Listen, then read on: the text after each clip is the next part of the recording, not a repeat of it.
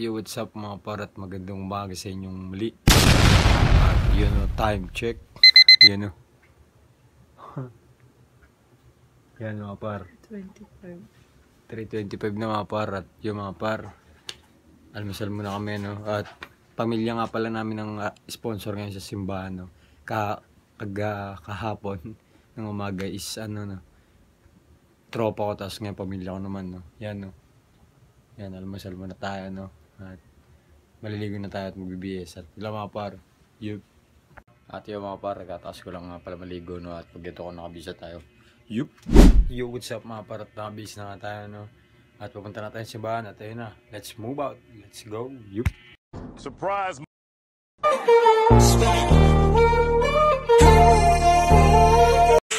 At so yun sa mga par, at nandito tayo sa simbahan no. At yan no sila. Baka si Bilog yan. Yan no. Tapos ayun yung mga sakristan na sa labas na. Nantay na ako at yung mag-intro na kami no. Baka si Puti yan.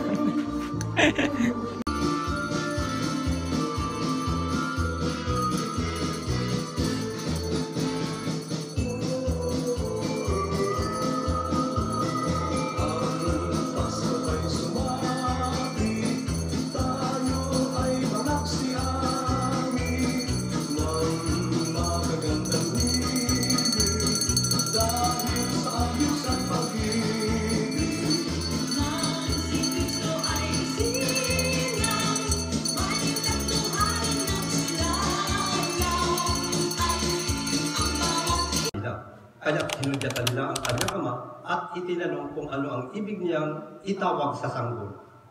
Humingi siya ng masusulatan at sumulat ng ganito: Juan ang kanyang pangalan. At namangha silang lahat. Pagdakay nakapagsalita siya at nagpuri sa Diyos. Natakot ang lahat ng kanilang kapitbahay, ano pat naging usap-usapan sa buong kaburalan ng diya ang mga bagay na ito. Pinagkaisip-isip ito ng lahat ng nakaalam at ng kanila at ang kanilang tanong. Magiging ano nga kaya ang batang ito, sapagkat maliwanag na sumasa kanya ang Panginoon. Mga kapatid, ang mabuting balita ng ating kaligtasan.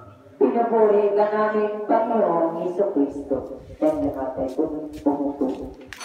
Magandang umaga po mga kapatid sa ating Panginoon. Magandang umaga ng po, Father Marcial.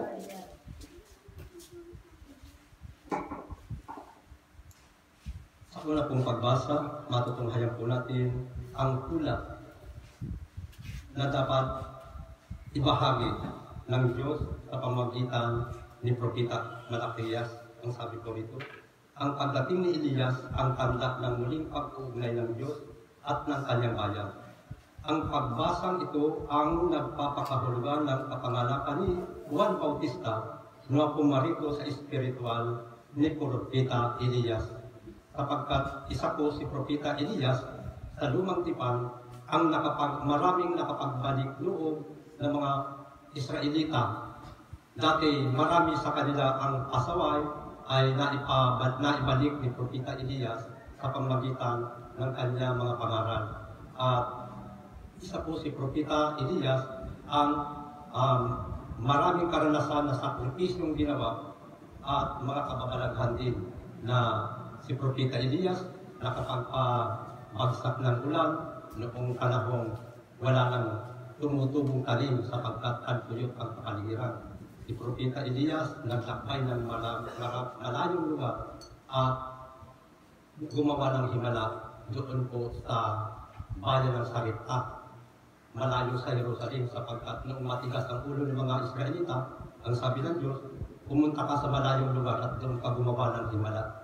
Kaya isang reflection po sa ating mga kapatid na pakinggan natin yung mga sinasabi ng mga propeta, ng mga lingkod ng Diyos, upang hindi itaboy yung mga lingkod ng Diyos sa malayong lugar na kung saan doon nakikinig ang mga tao, sapagkat sa pamagitan ng isang balo na mag-ina, doon gumawa ng himala sa Propeta Elias nung siya'y makiinom, sapagkat siya'y gutom na gutom at malayo ang pinanggalingan sa Jerusalem, nung maghingi siya ng tubig sa mag-ina, binigyan na ng tubig. Lumakad na yung balo at binigyan na ng tubig si Propeta Elias. Subalit nagpahabol pa. Kung maaari, bigyan mo lang ako ng tinapay bago ako iinom. subalit lang yung sa pang-ina, yung balo. Alam ko ng inyong lingkod, ng inyong Panginoon, lingkod ng Diyos, na ang aking inuluto ay huling atak na lang ng harina at nangangahoy na nga kami nitong mag-ina, nitong anak ko, at para maigatong sa huling atak ng harina at huling atak ng langis. At makakain man lamang kami bago kami mamatay. Sapagkat tagtuyot ang buong kapaligiran, marami nang namatay na tao at walang tumubong tanim. At gawin mo ang sinabi mo, subalit muna akong kakainin. Ipinagsapalaran ng balong ito, yung pinakahuling atak ng langis niya at pinakahuling harina sa sisidlang, niluto at ibinigay sa lingkod ng Diyos. At mula po noon, noong makatapos makakain ang propita ng Diyos, pagbalik ng balo sa kanyang lalagyan, punong-puno ng harina at ang mga lalagyan ng langis, punong-puno ng langis. Yun po ang pangako ng Diyos kapag pinaglingkuran ang mga pinakinggan natin ang lingkod ng Diyos. Himala po ang bibigay sa atin. Araw-araw din man, binibigyan tayo ng himala ng Diyos. Abatid po natin yan mga kapatid. Dito po sa reflection natin, pagbasa sa una, narito ang pahayag ng makapangyarihang Panginoon. Ipadadala ko ang aking sugo upang ihanda ang daraanan ko. At ang Panginoon na inyong hinahanap ay biglang darating sa kanyang templo. Na kung saan, ang sabi nga po dito sa introduction, sa pamagitan ni Juan Bautista, yung nagpakilalang advance sa ating Panginoon Kristo, sinabi ng kasulatan, by Spirit, si Propeta Elias yun. At darating daw na bigla ang lingkod, yung sinugo na darating sa kanyang templo. Yun na nga po ang ating Panginoong Kristo.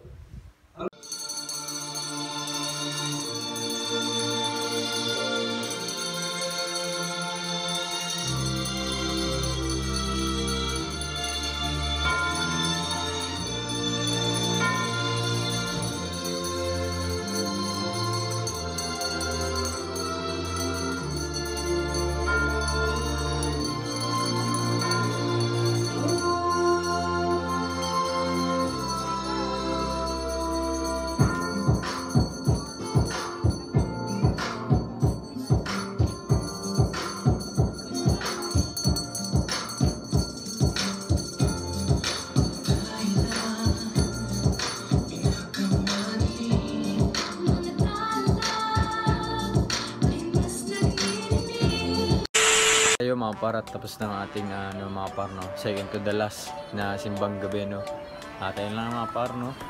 Sana na simba o na info kayo sa aming simbahan at nakapag-simba din kayo, nakapakinig ng homilya mga par, no? At ilang mga par, hindi na lang muli. Bukas na lang mga par, last na simbang gabi na, no?